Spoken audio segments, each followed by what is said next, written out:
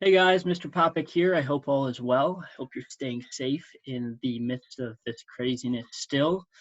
We have 4 weeks of school left, so we're almost there. We almost got this. Today we're going to be continuing our work with faith. And so in order to do that, I figured the easiest thing would be to do a little bit of lecture with the slides so that we're all on the same page. Especially with the content that we're covering. Okay, and so I'm just going to share my screen with you right now.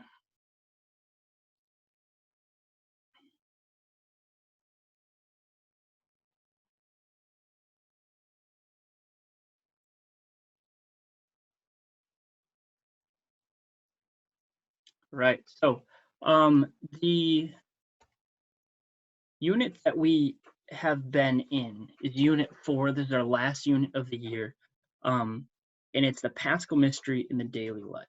So this semester we spent time mapping out and studying Jesus's earthly life. And then in Unit 3, we work with what the Paschal Mystery actually is. We studied and reflected on Jesus' passion and his death, but then also his resurrection. So we've been kind of looking at, or starting to look at the places in our world where we see death, but then also resurrection. That's really what Unit 4 is all about, looking for dying and rising in our daily lives, okay? So in order to do that, there's three main ways that we see dying and rising in everyday life, okay? So that's through faith, through hope, and through love. And that's what we're doing in this unit. Last week, we studied hope. We learned some tools to be more hopeful in the world, or more hopeful in our daily lives. We learned that hope is actually a really massive component in having a healthy mind and our mental health, especially in these times of with the virus and the pandemic. Hope is more important than ever. Mental health is more important than ever. And it is through the Paschal Mystery, through Jesus conquering the evil and sin of death and rising, it's through that we gain some sort of hope. This week, we've been focusing on faith. How do we have faith in this thing called the Paschal Mystery? How do we have faith during the terrible times that there is some sort of resurrection? There is some sort of joy to come in the future. That's what we're trying to figure out this week. Monday, we did a little bit of self-examination. Who is it in our lives that we focus or that we have faith in? What is it that we have faith in? Maybe it's an athlete. Maybe it's a boyfriend, a girlfriend, a family member. Maybe it's where we have faith that this pandemic is going to pass before our next school year. Whatever it is that we have faith in, maybe it's God. That's what we're focusing on. And then we did some slides and some work on what do we mean by like the Christian faith on Tuesday. So today we're going to look at, well, what are the results? What does this faith mean? If you have faith, then it actually means that you're going to want to do something, not just that you should do something, but that you're going to want to do something. So that's what we're going to look at today. Before we do that, we're going to keep up this practice going a little bit. Last week, we learned about how important gratitude is for our mental health. So I really want to start this lesson off with just taking a second to think about what we're grateful for. So take a second, pause this video, and comment on the classroom post what you're grateful for. All right, so now that you've done that, I could just share with you what I'm grateful for today. I'm grateful for the nice, quiet cup of coffee I had this morning that I so much needed. Even the little things you got to be grateful for, right? Okay, so make sure you commented just like you've been doing, like you did all last week on the classroom post. That way we can spread some gratitude, hopefully spread a little bit of positivity. It's very important for our mental health. All right, and so what we're going to do here, we're going to unpack this thing so we're trying to figure out what is a faith that does justice. Kind of like, I don't think I figured this out until I was in college. What is a faith that does justice? We're going to take three definitions. We're going to figure out the definition of faith, which we've already talked about, the definition of the Paschal Mystery, which we've already talked about, and then we're going to unpack this definition of justice and figure out what that is, okay? On Tuesday, we learned that faith is really a free acceptance of the truth. So you're freely accepting that something is true. For example, maybe you've been watching the Michael Jordan documentary every Sunday night. And there's the classic debate that Michael Jordan is better than LeBron James. Okay, you could freely accept the truth that Michael Jordan is better than LeBron James, or you could flip it. You could say, no, I have faith in LeBron James. I have faith that he is better. You'd be accepting this truth that LeBron is better. That's just a bare bones definition of faith right there. Okay? And then when we say the Paschal Mystery, what do we mean? When we say the Paschal Mystery, what we're specifically talking about is the suffering, death, and then rising from the dead of Jesus. We're referencing that time that Jesus suffered and died for us, but then also rose. And what that means is Jesus conquered suffering and death through the Paschal Mystery. Okay, so let's put these together. What is a faith in the Paschal Mystery? If you have faith in the Paschal Mystery, that is a free acceptance of the truth that Jesus conquered evil and death by rising from the dead. You're freely saying that you buy that Jesus conquered evil and death by his resurrection. You're freely believing or buying into that truth that Jesus conquered evil and death. So if you have faith in the Paschal Mystery, which all Christians do, then you're freely accepting and believing that Jesus rose from the dead and conquered evil and death, evil and sin. So that's what faith in the Paschal Mystery is. Simply put, for Christians, to be Christian means to have faith in the Paschal Mystery, okay? And again, if you have faith in the Paschal Mystery, then you get three things. You get faith, you get hope, we talked about last week, and you get love. You learn how to love, and you learn what it means to love. We'll learn about that next week, okay? So now we have justice. What does it mean to be just, or what is justice? Justice is actually a really controversial and really difficult thing to nail down. What we're not talking about here is like justice of the peace or like justice as law. We're talking about justice as something else. Even if you go way back into ancient Greek philosophy and the prehistorics, even before then, people talked about the idea of justice, and they really disagreed on what justice is, on their definitions of justice. So you could disagree with this, but really what we're going to go with is just a simple definition of, and a really common definition of what justice is. So when we say justice, we're talking about a quality of fairness, righteousness, and goodness, okay? And let's kind of map that out. Picture living in a perfectly just society where we have perfect social justice. Everything is good, okay? So if you live in a just society, that means all people in that society are treated with fairness and goodness, okay? I think we can all agree we don't live in that society. Some people are treated with fairness and goodness, others are not. We call that discrimination. When some people are treated with something, other people are not, those people are discriminated against. So actually, the opposite of justice is discrimination, okay? So if discrimination or prejudice against someone because of their race, because of their sex, because of their gender, because of their religious beliefs, and there's many other things that you could be prejudiced against someone for, if you're prejudiced against them, you are not just, you are actually unjust. So justice is the opposite of discrimination. That's a great way to think about it, okay? Think of justice like equality or empowerment, righteousness, fairness, goodness, stuff like that, okay?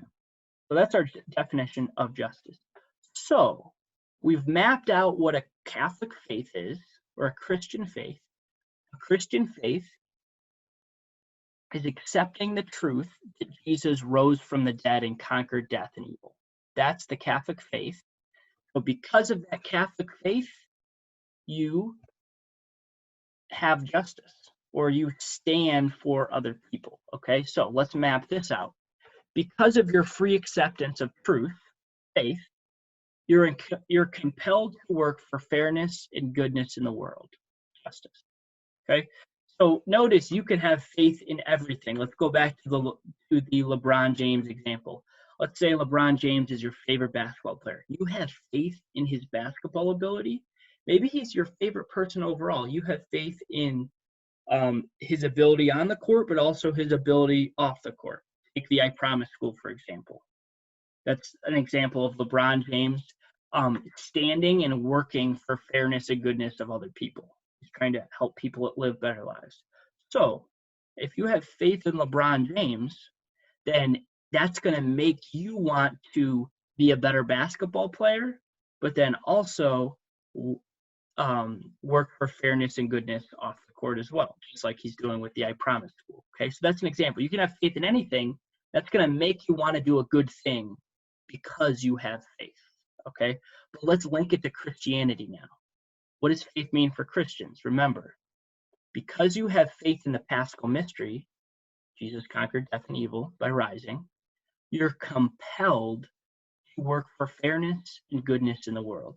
So because of the reality that Jesus died for you, but he rose for you, he beat sin and suffering and death, now that motivates you so much, it inspires you so much, it compels you so much that you're going to go out and work for fairness and goodness in the world. That is what a faith that does justice. That's exactly what it is. Okay? So simply put, if your faith does justice, your faith calls you to act, calls you to take action. Martin Luther King Jr. is a great example of your faith calling you to take action. Okay? So, what is a faith that does justice?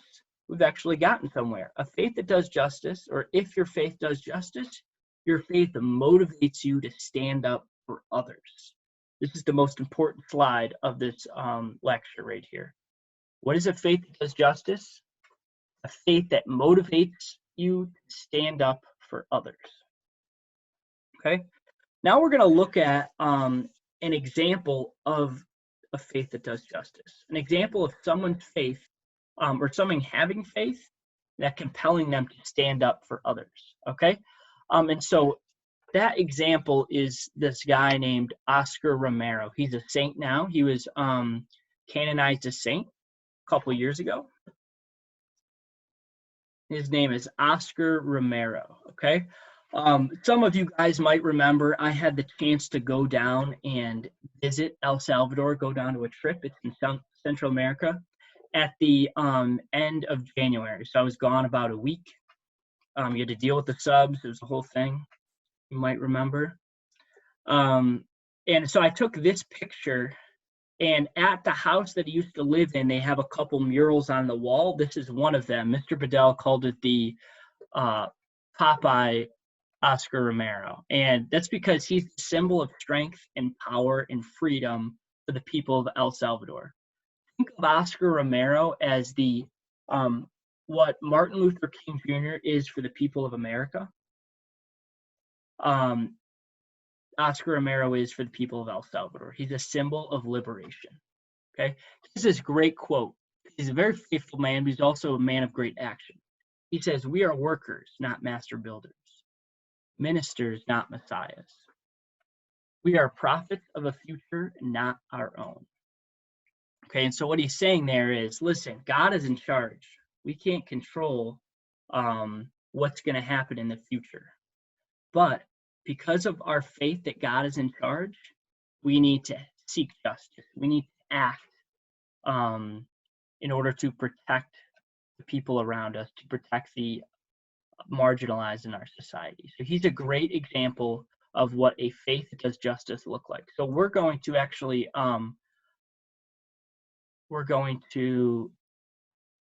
look at the story of his life right now. So this Oscar Romero lived in the 1970s in El Salvador. He was the Archbishop of San Salvador. And so during the 1970s and 80s, the government in El Salvador was oppressing the people, and they were exploiting them for financial gain. And if anyone spoke up, they would act violently, and they would kill. So there's a civil war going on between some of the outlaws of El Salvador and the government, and the people got caught in between.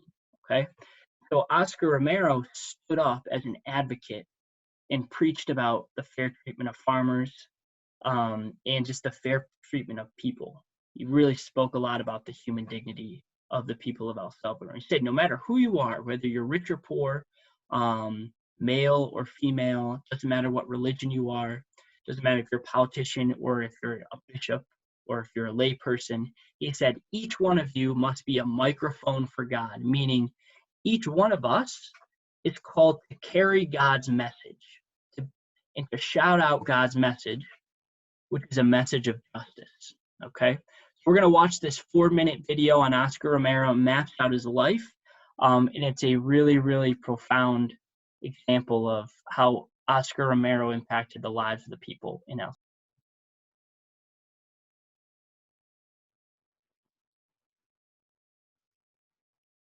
All right, so Oscar Romero was a martyr.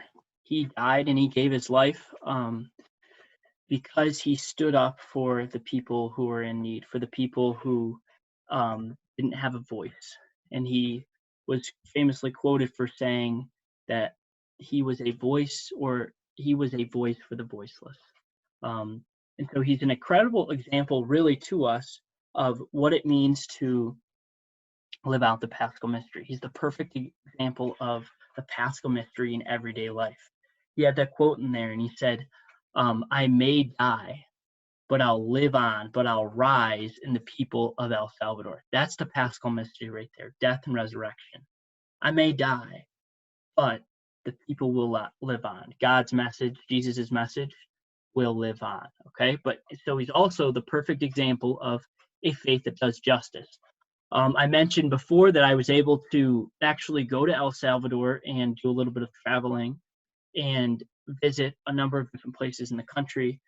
We were blessed to go and visit the place where Oscar Romero was shot and killed. It was during Mass. It was right behind that altar.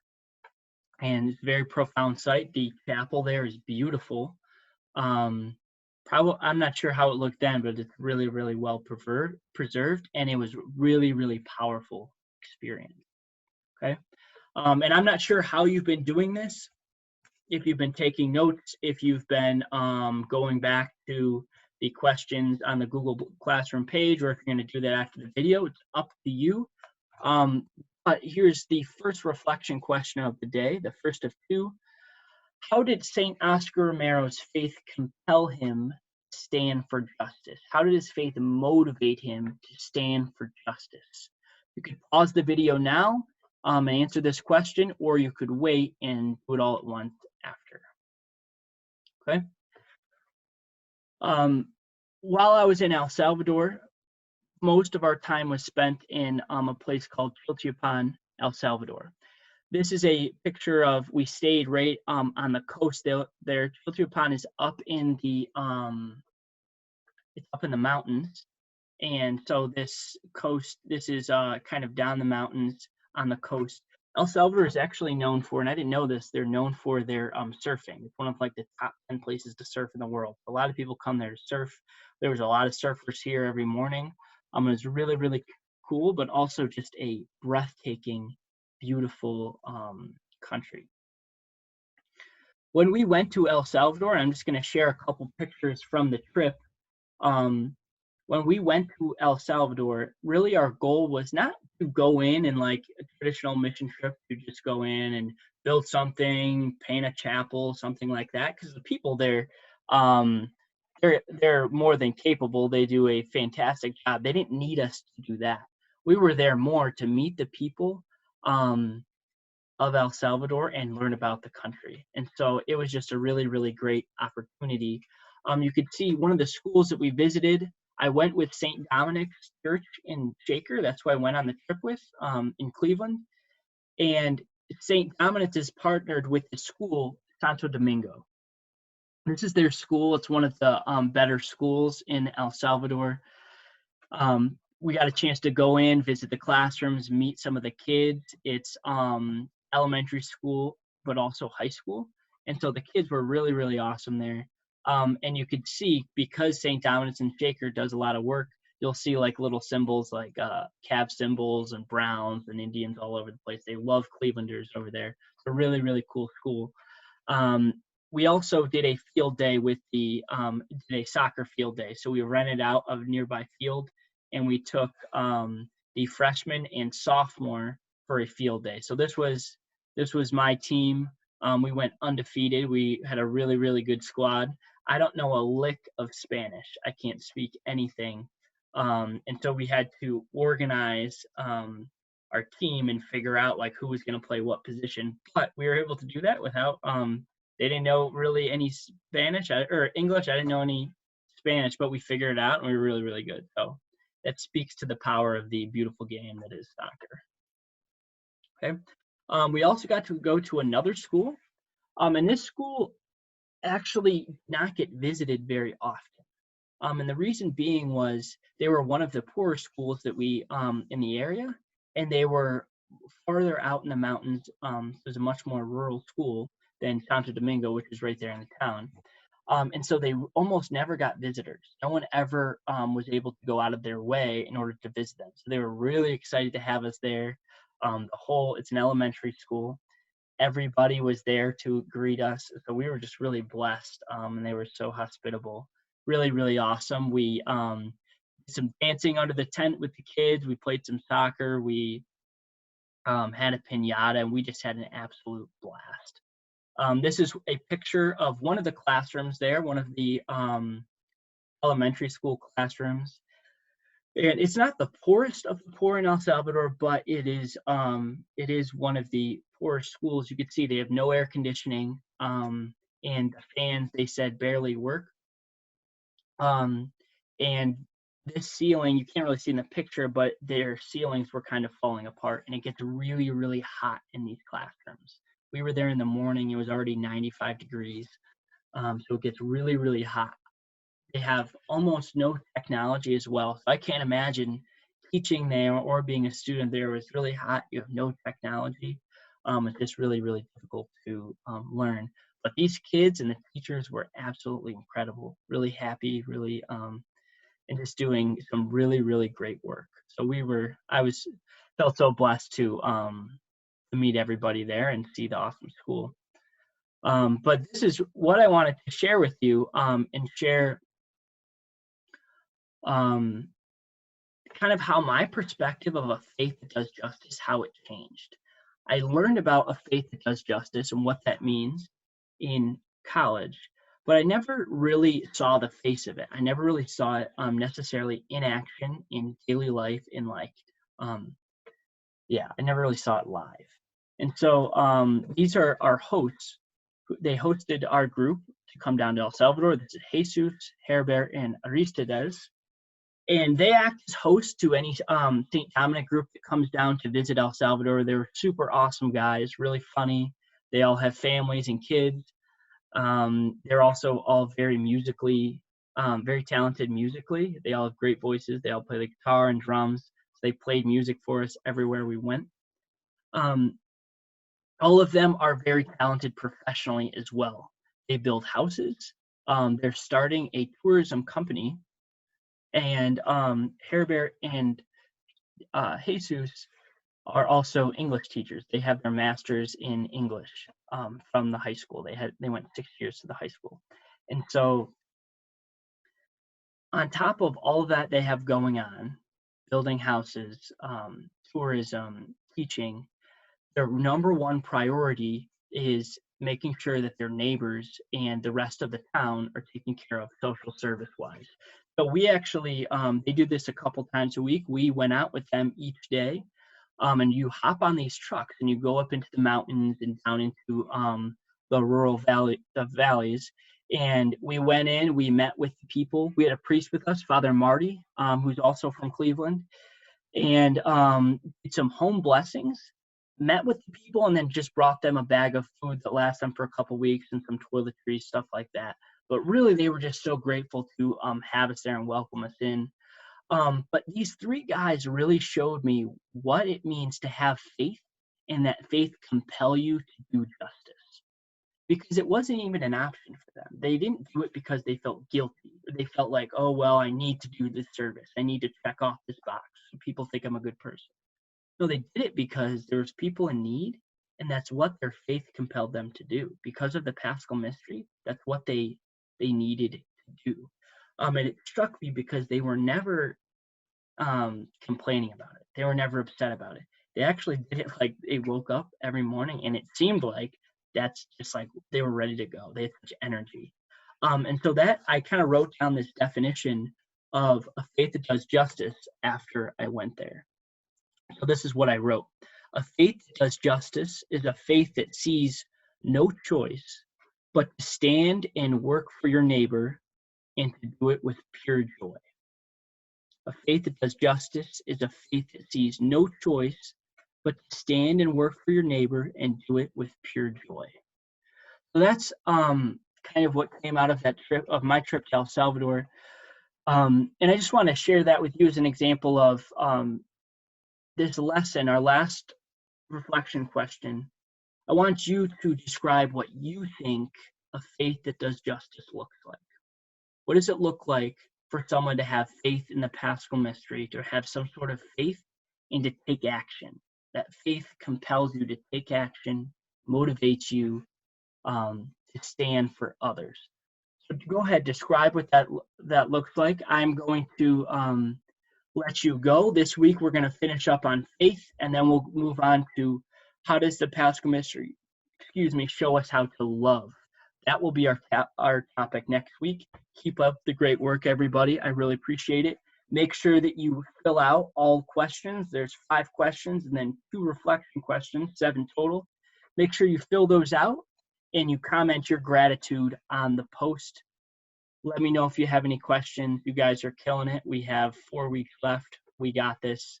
Go Ironmen and have a great day.